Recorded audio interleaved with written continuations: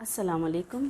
آج ہم دیکھیں گے حدیث نمبر 42 غلو نحمدہ و نصلی علی رسولہ الکریم، اما بعد فاعوذ باللہ من الشیطان الرجیم، بسم اللہ الرحمن الرحیم، رب اشرح لی صدری ویسر لی امری واحلل عقدۃ من لسانی یفقہوا قولی ربی زدنی علما۔ غلوف اس حدیث میں آپ صلی اللہ علیہ وسلم کیا فرما رہے ہیں؟ وَعَنْ عُمَرَ قَالَ قَالَ رسول اللہ صلی اللہ علیہ وسلم، حضرت عمر رضی اللہ تعالیٰ عنہ سے روایت ہے، انہوں نے کہا کہ نبی کریم صلی اللہ علیہ وسلم نے فرمایا، لا تطرونی، نہ تم تعریف کرو میری، کما اطرت النصارى، جیسے تعریف کی نصارہ ابن مریمہ، نصارہ نے ابن مریم کی علیہ السلام، فَإِنَّمَا، تو صرف انا میں عبدہ، اس اللہ کا بندہ ہوں، فَقُولُوا عبداللہ، تو تم کہو اللہ کا بندہ، وَرَسُولَہ، اور اس کا رسول۔ یہاں پہ آپ صلی اللہ علیہ وسلم نے آپ صلی اللہ علیہ وسلم کے حوالے سے حضرت عمر نے جو روایت بیان کی وہ کیا ہے کہ میری تعریف ایسا نہ کرو جیسے نصارہ نے، یعنی عیسائیوں نے حضرت عیسیٰ علیہ السلام یعنی ابن مریم کی تعریف میں مبالغہ کیا، اتنی زیادہ تعریف کی، حد سے بڑھ کر تعریف کی۔ میں تو صرف اللہ کا بندہ ہوں، بس تم مجھے اللہ کا بندہ اور اس کا رسول کہو۔ جو ہے لا تطرونی، تعریف میں مبالغہ نہ کرو میری، اترا کسی کی حد سے بڑھ کر تعریف کرنا۔ اب ہم دیکھتے ہیں غلوف کا مطلب کیا ہے۔ غلوف کا لفظی مطلب انتہا پسندی ہے، سمپل وے میں، یعنی ایکسٹریمزم، انتہا پسندی، کسی شرعی حکم میں مطلوب حد سے تجاوز کرنا، یعنی اللہ کا کوئی حکم ہے، اللہ نے جو ہم سے ڈیمانڈ کیا ہے اس ڈیمانڈ سے آگے بڑھ جانا، اور یہ آگے بڑھنے کی ایک پوری، یعنی اس کا پورا ایک بیک گراؤنڈ ہے، وہ ایک سوچ کا نتیجہ ہوتی ہے، اور یہ جو سوچ ہے یہ اس کو ہم کہیں گے شفٹ آف ایمفیسس، یعنی جس چیز پر جتنا زور دینا چاہیے اس سے زیادہ کسی اور چیز پر زور دینا، یعنی ایمفیسس جس چیز پہ ہونا چاہیے ہمارا، جس پہ زور ہونا چاہیے، جس پہ فوکسڈ ہونا چاہیے، اس سے بڑھ کر کسی اور چیز کو دینا اور اس کو زیادہ فوکسڈ کر لینا، تو یہ غلو آپ کہیں گے۔ یاد رکھیے کہ غلو جو ہے وہ دین کے اندر ہوتا ہے، دنیا میں بھی ہو سکتا ہے غلو، لیکن مین جس چیز کو ناپسند قرار دیا گیا ہے وہ دینی معاملات ہیں۔ دنیا کے حوالے سے بھی میں انشاءاللہ ڈسکس کروں گی، اور یاد رکھیے کہ غلو اصل دین میں نہیں ہوتا، عموماً اصل دین میں نہیں ہوتا ہے، اصل دین میں بھی انسان پیدا کر لیتے ہیں، لیکن جہاں ہوتا ہے وہ ظاہری حصہ ہوتا ہے، جو دین کا ظاہر ریچولز ہوتے ہیں۔ اصل دین سے تو انسان کے اندر ایک روح پیدا ہوتی ہے جب وہ اس کو بجا لاتا ہے، اور جب ہم اصل دین کو بجا لاتے ہیں، اصل دین کی روح زندہ ہوتی ہے، پھر دین کے سارے پہلو زندہ ہو کر ہمارے سامنے آ جاتے ہیں۔ اللہ تعالیٰ ہم سے اصل میں یہ چاہتے ہیں کہ ہم جو شدت کا طریقہ ہے، فوکسڈ کرنا ہے، ایمفیسس دینا ہے، تو وہ ہم اصل دین کو دیں، یہ مطلوب طریقہ ہے، اور جو باقی چیزیں ہیں ان کو ہم اپنی جگہ پہ رکھیں۔ تھوڑا سا ہم اس کو مزید غلو کے حوالے سے ہی جانیں گے، پھر میں حدیث ایکسپلین کرتی ہوں۔ پیچھے بھی میں آپ کو یہ بات بتا کر آئی کہ ہمارے دین میں پسندیدہ رویہ اعتدال کا رویہ ہے۔ اگر آپ کو یاد ہو وہ والی حدیث کے کچھ لوگ آپ عائشہ کے پاس تشریف لائے، آپ صلی اللہ علیہ وسلم کا اسوہ پوچھا تو انہوں نے بتایا یہ کرتے ہیں، تو انہوں نے کہا کہ 3 لوگ تھے، انہوں نے کہا کہ یہ تو آپ صلی اللہ علیہ وسلم ہیں، اس لیے اتنا شاید کافی ہو ان کے لیے، ہم تو اس سے بھی آگے بڑھ کر کریں گے۔ ایک نے کہا کہ میں ہمیشہ اب روزہ رکھوں گا، کبھی بھی بغیر روزے کے نہیں رہوں گا۔ ایک نے کہا کہ میں پوری رات تہجد پڑھوں گا، نہیں سوؤں گا۔ ایک نے کہا کہ میں بیوی سے اپنی کوئی تعلق نہیں رکھوں گا، اور وہ پھر چلے گئے۔ جب آپ صلی اللہ علیہ وسلم تشریف لائے تو حضرت عائشہ نے آپ صلی اللہ علیہ وسلم کو ساری بات بتائی، تو آپ صلی اللہ علیہ وسلم کو شدید غصہ آ گیا، اور آپ نے کہا کہ میں روزہ بھی رکھتا ہوں اور بغیر روزے کے بھی رہتا ہوں، میں رات کو تہجد بھی پڑھتا ہوں اور سوتا بھی ہوں، میں نے شادیاں بھی کی ہیں، تو جو میری سنت سے اعراض کرے اس کا مجھ سے کوئی تعلق نہیں۔ یعنی دیکھیں اب دین میں وہ آگے بڑھ رہے تھے نا، اور تو کہیں بھی کچھ نہیں کر رہے تھے، لیکن آپ صلی اللہ علیہ وسلم نے اس کو بھی ناپسند فرمایا۔ تو اصل میں اللہ نے ہم امت محمدیہ کو خیر امت وسط بنایا نا۔ ہمیں اللہ تعالیٰ چاہتے ہیں کہ ہم اپنی زندگی میں دنیاوی معاملات ہوں، دینی معاملات ہوں، میانہ روی اعتدال لے کر آئیں۔ ہمارا جو دین اسلام ہے نا، اگر ہم اس کو ایگزیکٹلی قرآن اور سنت کی روشنی میں فالو کریں تو یہ غلو سے ہے ہی پاک، غلطی نہیں ہے۔ لیکن کیا کیا جائے کہ شیطان جو ہمارا ازلی دشمن ہے، اس کی ہمیشہ یہ خواہش رہی ہے، کوشش رہی ہے، محنت رہی ہے کہ وہ ہمیں کسی نہ کسی گمراہی میں مبتلا کر دیتا ہے، اور دین داری اور اصل دین سے دور کر کے وہ چاہتا ہے کہ یہ افراط و تفرید کا شکار ہو جائیں، ایکسٹریمسٹ بن جائیں۔ جذبات جو ہوتے ہیں، دینداری کے جذبات، ان کو وہ آگے بڑھا دیتا ہے۔ یاد رہیے کہ ایک ہوتی ہے افراط، آگے بڑھنا، اور ایک ہوتی ہے تفرید، یعنی کمی کرنا۔ کمی سے زیادہ افراط غلو، یہ بہت خطرناک ہے۔ کیوں؟ اس لیے کہ جہاں پہ کمی ہو رہی ہو وہاں پہ پھر بھی انسان کو غلطی کا احساس ہوتا ہے، غلطی ہوگی تو پھر وہ توبہ کر لے گا، لیکن جب انسان غلو میں آ جاتا ہے نا، تو وہ پھر اپنے آپ کو 100% رائٹ سمجھتا ہے اور دوسرے کو 100% رانگ سمجھ رہا ہوتا ہے، اپنی دینداری میں مست ہوتا ہے، حالانکہ وہ صراط مستقیم سے بالکل یو ٹرن لے چکا ہوتا ہے۔ صراط مستقیم قرآن، سنت صحیحہ، اس کی روشنی ہے، اس کی روشنی میں ہمیں پتہ چلتی ہے۔ اس میں ہم ایک مثال سے اس کو غلو کو سمجھتے ہیں کہ نبی کریم اپنے صحابہ کے ساتھ اپنی زندگی کا آخری حج ادا فرماتے ہیں، میدان عرفات ہے، وہاں پہ مزدلفہ میں ایک پورا ریچولز کا ذکر آ رہا ہے نا۔ صبح کو وقت آپ صلی اللہ علیہ وسلم نے کہا کہ وہ کنکریاں وغیرہ لے کر آئیں، مارتے ہیں نا جمرات میں، کہتے ہیں 7 کنکریاں چن کے لاؤ، تو وہ لے کر آتے ہیں چنے کے دانے کے برابر، تو آپ لوگوں کو بتاتے ہیں، وہ کنکریاں دکھاتے ہیں کہ ایسی کنکریوں سے رمی کرو۔ پھر ساتھ ہی آپ فرماتے ہیں کہ اے لوگو، دین میں غلو سے بچو، کیونکہ تم سے پہلی امتوں کو دین میں غلو نہیں تباہ و برباد کیا، یعنی غلو سے بچو، تم سے پہلی والی امتیں اسی غلو کی وجہ سے تباہ و برباد ہوئی ہیں۔ تو یہ حدیث ہم تمام مسلمانوں کو ہر قسم کے غلو سے روکتی ہیں۔ تو بہرحال ہم اسی کو ہی آج دیکھ رہے ہیں تاکہ ہم اپنے آپ کو اس سے بچا سکیں۔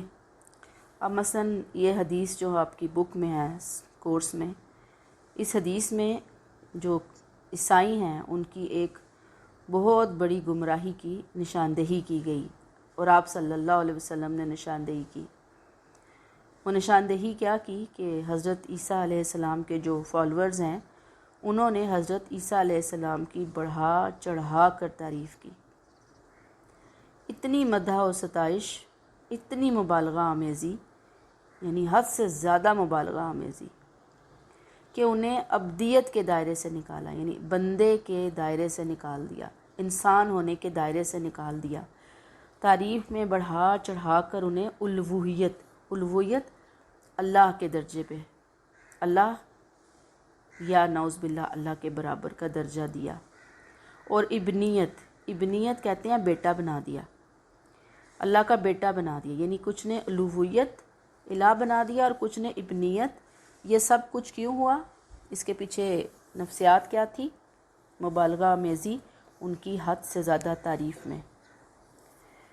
آپ صلی اللہ علیہ وسلم نے کیا کہا کہ میری تعریف ایسے نہ کرو جیسے نصارہ ابن مریم کی تعریف نے کی گئی، عیسیٰ علیہ السلام یعنی عیسیٰ علیہ السلام کی تعریف کی گئی کرسچنز کی طرف سے، میں تو اللہ کا بندہ ہوں، تو مجھے اللہ کا بندہ اور اس کا رسول کہو۔ قرآن نے بھی اس گمراہی کی نشاندہی کی ہے۔ قرآن میں سورہ مائدہ میں آتا ہے لقد کفر الذین قالوا ان اللہ هو المسیح ابن مریم، یقیناً ان لوگوں نے کفر کیا جنہوں نے کہا مسیح ابن مریم ہی اللہ ہے۔ استغفر اللہ۔ ایک اور جگہ پہ سورہ مائدہ میں آتا ہے لقد کفر الذین قالوا ان اللہ ثالث ثلاثہ، یقیناً ان لوگوں نے کفر کیا جنہوں نے کہا کہ خدا تین میں سے ایک ہے۔ یعنی یہ کیا کر رہے ہیں لوگ؟ یہ کفر کر رہے ہیں اللہ تعالیٰ کی نظر میں۔ اسی لیے آپ صلی اللہ علیہ وسلم نے کہا کہ مجھے عیسائیوں کی طرح الوہیت کے مقام پر فائز نہیں کرنا، میں تو اللہ کا بندہ اس کا رسول ہوں۔ اور اسلام کی بنیادی تعلیم کیا ہے؟ اشہد اللہ الہ الا اللہ و اشہد ان محمدً عبدہ و رسولہ۔ گویا موحد اعظم ایک توحید کو ماننے والے توحید پرست صلی اللہ علیہ وسلم نے سب سے بڑے توحید پرست شرک، کفر، بدعت، افراط تفرید سارے راستے بند کر دیے جو پچھلی قوموں کی گمراہی کا سبب بنے تھے۔ آپ نے اپنے لیے عبدیت کا مقام پسند کیا، بندہ ہونے کا مقام پسند کیا، اور یہی آپ صلی اللہ علیہ وسلم کی خصوصی صفت ہے، کوالٹی ہے۔ یعنی یہ آپ کے لیے آنر ہے کہ آپ بندے ہیں اللہ کے رسول ہیں۔ یعنی بندہ ہونا قابل فخر بات ہے آپ صلی اللہ علیہ وسلم کے لیے۔ عبدیت کے وصف میں ہے کہ آپ ہی کامل ہیں، بہت کامل بندے ہیں۔ ہم یاد ہوگا آپ کو جب بھی سورہ فاتحہ پڑھتے ہیں تو ہم اینڈ میں کہتے ہیں نا غیر المغضوب علیہم ولا الضالین، کہ اللہ تعالیٰ ہمیں ان لوگوں میں سے نہ کرنا جن پہ آپ کا غصہ ہوا اور نہ وہ جو ضالین بھٹک گئے۔ اے اللہ ہمیں گمراہ لوگوں کے راستے سے بچانا۔ تو ضالین یہاں پہ جن کی نشاندہی اللہ نے قرآن میں کی وہ ان کرسچنز کا ہی اس طرح سے طریقہ رہا جو انہوں نے حضرت عیسیٰ علیہ السلام کے بارے میں اختیار کیا۔ پھر آگے بڑھ کر قرآن نے حضرت عیسیٰ علیہ السلام کی پوزیشن مزید واضح کی کہ مسیح ابن مریم کچھ بھی نہیں، صرف ایک رسول ہیں جن سے پہلے اور بھی رسول گزر چکے ہیں۔ ان کی ماں ایک صدیقہ ہیں حضرت مریم کے بارے میں، دونوں کھانا کھایا کرتے تھے، یعنی رسول تھے، کھانا کھاتے تھے جیسے عام انسان کھانا کھاتے ہیں۔ دیکھیے تو کیسے ہم ان کے لیے آیات بیان کر رہے ہیں، پھر دیکھیے وہ الٹے کدھر جا رہے ہیں۔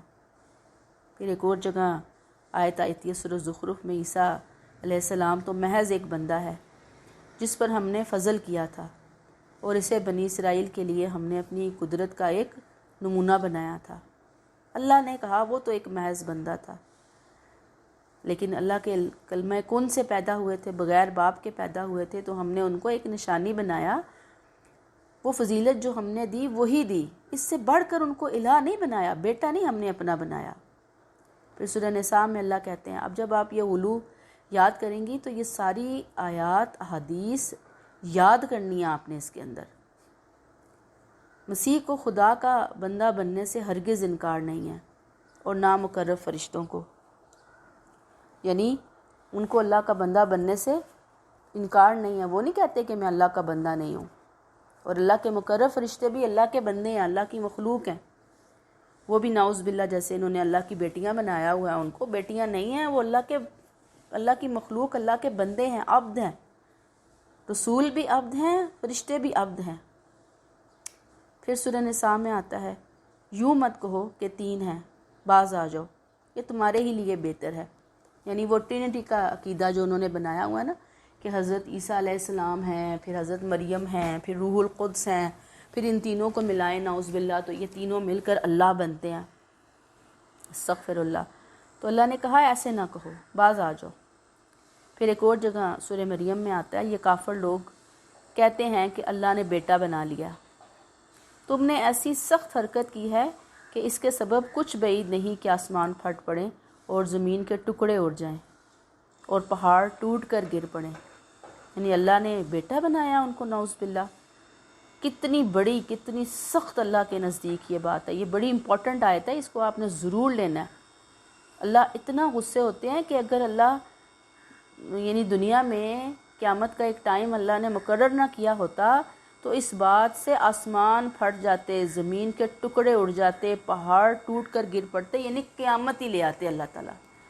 اس قدر غصہ دلانے والی بات ہے یہ اللہ تعالیٰ کو۔ تو سوچ لیں کہ انہوں نے حضرت عیسیٰ علیہ السلام کے بارے میں اتنا زیادہ غلو کیا۔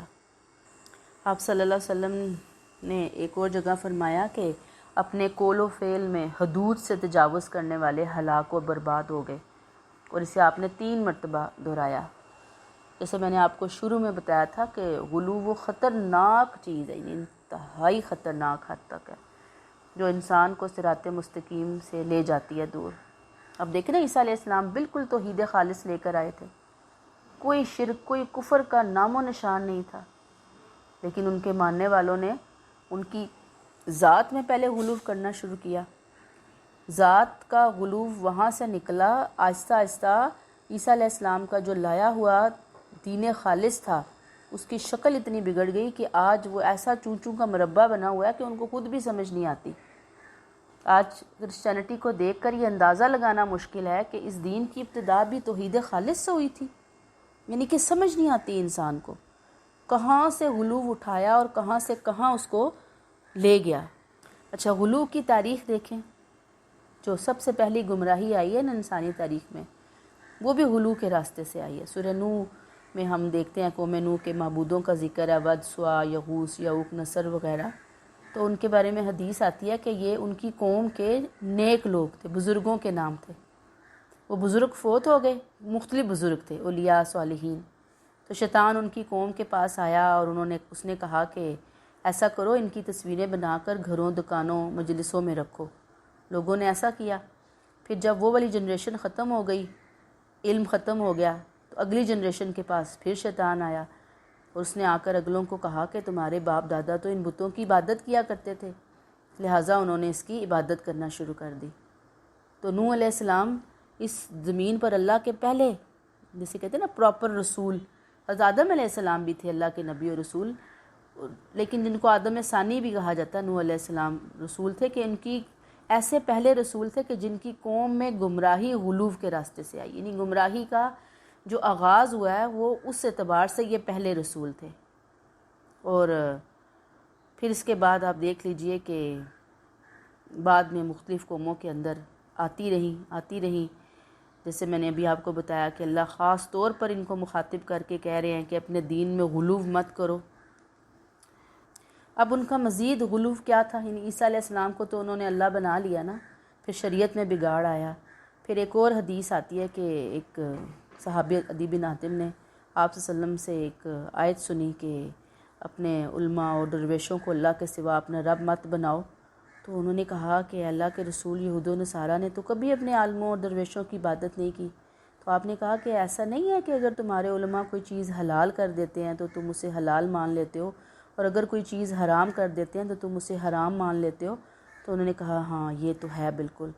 تو بالکل یہی چیز، یہی باتیں اب آپ دیکھ لیں کہ آج جتنی باتیں ہم کرسچنز کے حوالے سے پڑھ رہے ہیں، جو آپ صلی اللہ علیہ وسلم نے ان کے بارے میں بیان کی، اور آپ کا بیان کرنے کا جو مقصد تھا نا وہ یہ تھا، فَإِنَّمَا أَنَا عَبْدُهُ وَقُولُوا عَبْدُ اللَّهِ وَرَسُولُهُ، کہ تم وہ بات نہ کہنا جو انہوں نے کی، میرے بارے میں تم غلو نہ کرنا، میں اللہ کا بندہ ہوں اور اللہ کا رسول ہوں۔ لیکن افسوس کی بات یہ ہے کہ آج امت محمدیہ میں بھی بہت سارے گروپس میں، سیکٹس میں، فرقوں میں غلو کی بیماری بہت زیادہ آ گئی ہے۔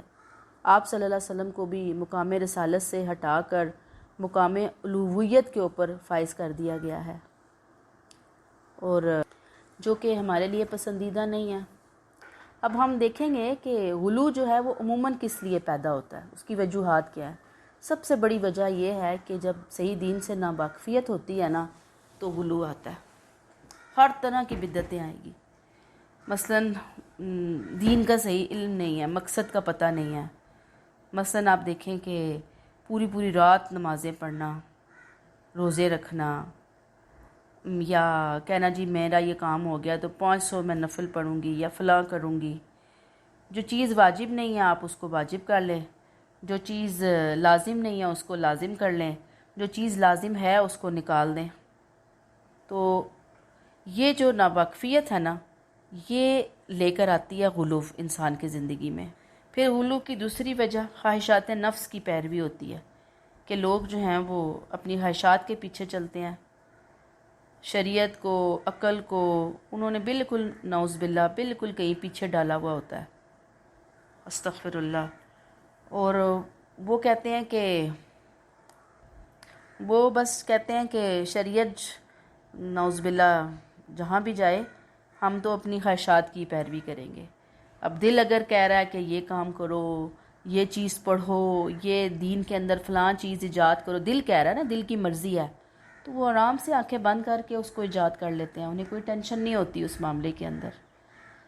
تو دل کی بات تو نہیں ماننی نا، میں آپ کو شروع میں بتا کر آئی ہوں کہ دین پر عمل کرنے کا کرائٹیریا قرآن و سنت ہے، دل کی خواہش نہیں ہے کہ بھی میرا دل کر رہا ہے کہ میں جو فرض ہے نا، صبح کے 2 فرض ہوتے ہیں نا، 2 سنتے 2 فرض فجر کی، تو میرا دل کر رہا ہے جی میں 4 پڑھوں، میرا دل کر رہا ہے نا، میری خواہش ہے، تو میں نے خواہش کو دیکھنا ہے یا میں نے شریعت کو دیکھنا ہے؟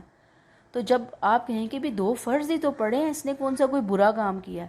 نہیں، وہ صرف 2 فرض نہیں ہیں، وہ غلو ہے دین میں، غلو، وہ بدعت ہے، اسی سے ہی پھر باقی پرابلمز جو ہیں وہ پیدا ہوتی ہیں۔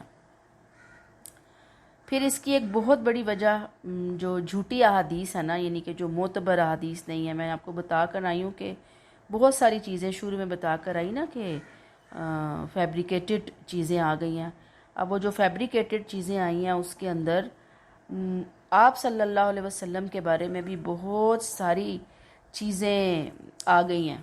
مثلا ایک حدیث گھڑی گئی ہے جھوٹی دین میں غلو کے لیے کہ اے اللہ کے نبی اگر آپ نہ ہوتے تو میں آسمانوں کو پیدا نہ کرتا۔ تو یہ دیکھیں نا کس قدر ایک ایسی بات ہے کہ انسان حیران ہو جاتا ہے۔ قرآن کہہ رہا ہے کہ میں نے جنات اور انسانوں کو اس لیے پیدا کیا کہ وہ میری عبادت کریں۔ اور پھر ایک اور جگہ ہے اللہ تعالیٰ نے 7 آسمان بنائے اور اس کے مطابق زمینیں بھی، اس کا حکم ان کے درمیان اترتا ہے تاکہ تم جان لو کہ اللہ ہر چیز پر قادر ہے۔ لیکن اس کے باوجود یہ جھوٹی حدیث یعنی کہ گھڑی گئی، گھڑ کے نبی کریم صلی اللہ علیہ وآلہ وسلم کے نام کے اوپر اس کو پیش کیا گیا اور لوگوں کو غلط سائڈ کے اوپر لگایا گیا۔ ایک اور حدیث ہے کہ جس میں آتا ہے کہ میں اس وقت نبی تھا جب آدم پانی اور مٹی کے درمیان تھے، یعنی کہ یہ حدیث جو ہے نا فیبریکیٹڈ ہے۔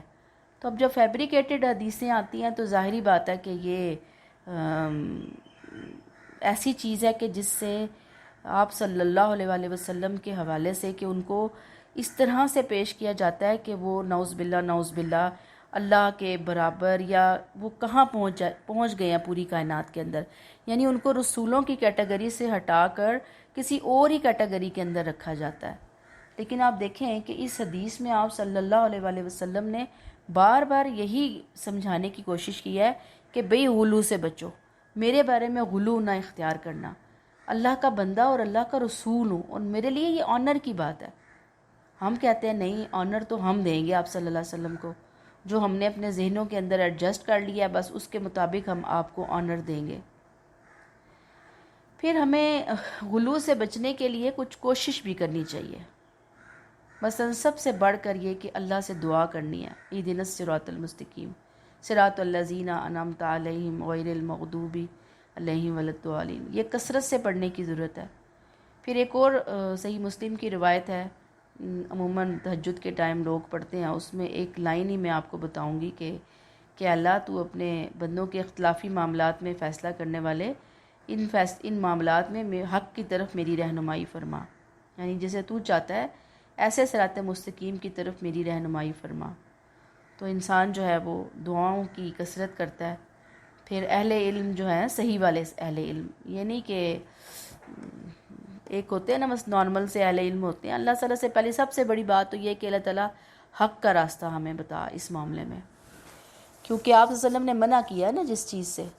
آج امت مسلمہ کی کم از کم 50% تعداد جو ہے نا وہ اسی غلوف کا شکار ہے. 50 تو میں کہہ رہی ہوں, مجھے نہیں پتا, اب آگے اللہ تعالیٰ بہتر جانتے ہیں اس سے بھی کتنی بڑی تعداد ہوگی. میں تو حسن ظن رکھ کر یہ بات کر رہی ہوں. تو آپ صلی اللہ علیہ وسلم کو جس درجے اور مقام پہ ہم نے پہنچا دیا, آپ کی تعریف میں جو ہم آسمان سے تارے توڑ کر لانے والی باتیں کرتے ہیں, جو ہم آپ کے بارے میں سوچتے ہیں کہ آپ پتہ نہیں جہنم میں جانے والوں کے معاملے میں کیا کریں گے, اللہ تعالیٰ سے نعوذ باللہ جھگڑا کریں گے, وہاں پہ کھڑے ہوں گے اور وہ بندوں کو اللہ تعالیٰ جہنم میں ڈال رہے ہوں گے اور وہ بچا بچا کے باہر نکال رہے ہوں گے, وہ یہ کر دیں گے, وہ کر دیں گے, چونکہ ہم آپ کی امتی ہیں اور ہم بخشے ہوئے ہیں, چونکہ آپ بخشے ہوئے ہیں, آپ کی دعاؤں کی وجہ سے ہم بخشے ہوئے ہیں. اور اس طرح کی بے شمار باتیں آپ صلی اللہ علیہ وسلم کے بارے میں مشہور کر دی گئی ہیں. تو یہ چیزیں بہت زیادہ قابل اصلاح ہے. پھر اس کے بعد جیسے میں نے کہا نا, اہل علم سے بندہ پوچھتا ہے, صحیح والے اہل علم سے.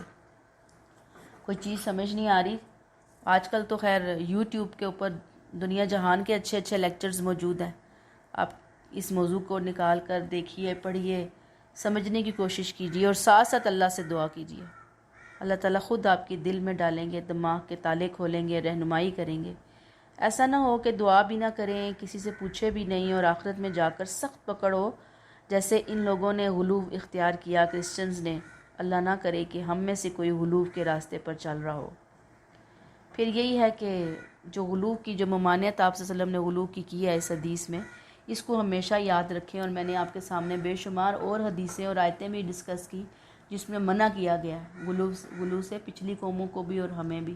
تو اس ممانعت کو یاد رکھنے کی کوشش کریں کہ ہمیں منع کیا گیا ہے. پھر استقامت اختیار کریں, جو دین کا راستہ ہے, شریعت کی پابندی ہے. جب ہم یہ کام کریں گے تو ہوپ فلی کہ انسان جو ہے وہ غلو سے بچ جائے گا. اب غلو کو تھوڑا اور اپنے لیول پہ ہم جا کے پڑھتے ہیں, سمجھنے کی کوشش کرتے ہیں کہ جیسے 7 کنکریاں ماری جاتی ہیں نا حج کے دوران ایک شیطان کو, جمرات کو, جمرہ کو, تو 7 کی بجائے 8 یا 10 کنکریاں مارنا. اب آپ بتائیے کہ ویسے تو کنکریاں ہی مارنی ہے نا شیطان کو, تو اس میں تو کوئی حرج نہیں ہے, آپ نے 7 کی بجائے 8 مار لی, 10 مار لی. لیکن ہمیں شریعت میں جو ظاہری ریچولز کی تعداد یا انداز بتایا گیا ہے نا, ہمیں وہی لینا ہے جو اللہ اور اس کے رسول نے بتایا. اس میں ہم اگر خود کوئی چیز لے کر آئیں گے تو وہ غلو بھی ہوگا اور بدعت بھی ہوگا.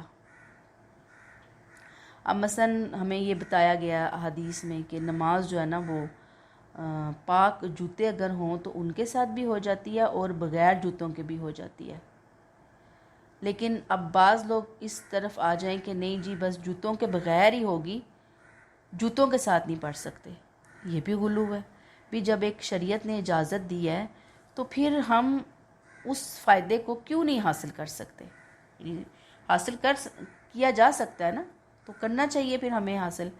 تو اگر مجھے پسند ہے کہ اصل تو یہی ہونا چاہیے کہ ہمیں جوتے اتار کے پراپر طریقے سے نماز پڑھو, لیکن انسان کبھی ایسے ملک میں ہوتا ہے, ایسی جگہ کے اوپر ہوتا ہے جہاں پہ پاسبل نہیں ہوتا جوتے اتارنا. پاؤں کو گندگی لگ سکتی ہے, پاؤں کو نقصان پہنچ سکتا ہے, بہت زیادہ بارش ہے, طوفان ہے, پانی ہے, تو اب کیا کرے گا انسان؟ وہ کہے گا کہ بھئی اب میں جوتے ہی پہن کے پڑھ لوں نماز, بجائیے کہ میں جوتے اتاروں, پاؤں گندے ہوں. لیکن بات یہ ہے کہ دین میں ہمیں جو ایک آسانی بتائی گئی ہے نا, ہم ان آسانیوں کی طرف نہیں آتے اور ہم نے ایک فیبریکیٹڈ قسم کا دین اپنے لیے اختیار کر لیا ہے. ہمیں جو چیز آخر میں, بس اب اس کو ہم مائنڈ اپ کریں گے, جو چیز لے کر آنی ہے اپنی روٹین کے اندر, وہ یہ کہ سارے انبیاء کرام حضرت آدم علیہ السلام سے لے کر نبی کریم صلی اللہ علیہ وسلم تک اللہ کے بندے تھے. کوئی بھی مافوق الفطرت ہستی نہیں تھا, کوئی بھی نعوذ باللہ اللہ کے مقام تک نہیں پہنچا تھا. دیکھیں نا موسیٰ علیہ السلام نے اللہ سے کلام کیا, آدم علیہ السلام بغیر ماں اور باپ کے پیدا ہوئے, تو کیا نعوذ باللہ وہ اللہ کا حصہ تھے؟ نہیں. اللہ نے جیسے باقی مخلوقات کو پیدا کیا اپنے کلمہ کن سے, ایسے انہیں بھی پیدا کیا, ایسے ہی عیسیٰ علیہ السلام کو پیدا کیا. لیکن ان کی مافوق فطرت جو پیدائش ہے اس کی وجہ سے لوگوں نے ان کو الہ اور ابنیت کے منصب پہ بٹھا دیا. تو ہمیں تمام نبیوں کے بارے میں, ایون نبی کریم صلی اللہ علیہ وسلم اللہ کے رسول, اللہ کے بندے, اس کے علاوہ جو آگے بڑھتا ہے اس معاملے میں، ان کی تعریف میں، آپ صلی اللہ علیہ وسلم کی تعریف میں، آپ یہ کر لیں گے، آپ وہ کر لیں گے، جو کہ ایک انسان کی لیول سے ہٹ کے ہے نا چیز، بہت سخت غلط بات ہے۔ جیسے ہم یہ کہیں کہ آپ صلی اللہ علیہ وسلم کا سایہ نہیں ہے، بھی ایک عام انسان کا سایہ ہوتا ہے نا، تو آپ کا سایہ کیوں نہیں ہے؟ بڑی بڑی بحثیں ہیں، استغفر اللہ، میں آپ کو بحثوں میں نہیں الجھانا چاہ رہی، میں آپ کو جسٹ یہاں پہ ایک ہی چیز کی طرف توجہ دلاؤں گی کہ اس معاملے میں اللہ سے دعا کیجیے۔ آپ میں سے جس کا ایسا کوئی عقیدہ ہے آپ صلی اللہ علیہ وسلم کے بارے میں، اللہ سے پہلے دعا مانگیں، اس کے بعد اللہ سے گائیڈ لائن مانگیں کہ اللہ تعالیٰ ہمیں سمجھائیے کہ اس معاملے میں ہمیں کیا کرنا چاہیے۔ یہ بات تو ہمارے معاشرے میں بہت زیادہ عام ہے، ہمارے خاندان میں بہت عام ہے، ہماری فیملی میں عام ہے، مجھے کیا کرنا ہے، اور پھر اس کے اوپر انسان اپنے آپ کو فوکس کرے۔ تو یہاں پہ روک لیتے ہیں۔ السلام علیکم ورحمۃ اللہ وبرکاتہ۔